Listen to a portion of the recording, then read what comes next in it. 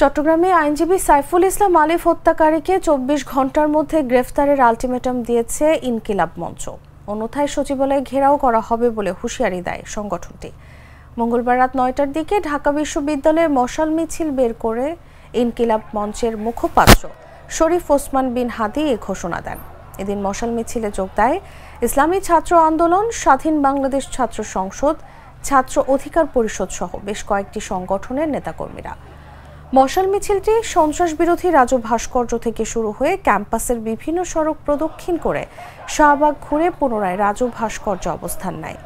এ সময় বিক্ষোভকারীরা বিভিন্ন স্লোগান দেন।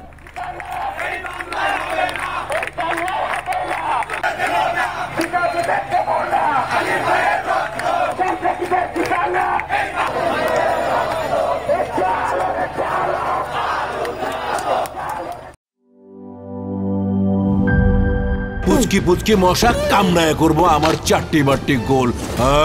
মশা মার। অক্টাগার্ড মশার কয়েল জম এর ডাবল অ্যাকশন ফর্মুলা ২ মিনিটে মশা দূর করে আপনাকে দেয় ১২ ঘন্টার সুরক্ষা। পড়ছে জম, মশার খেল খতম।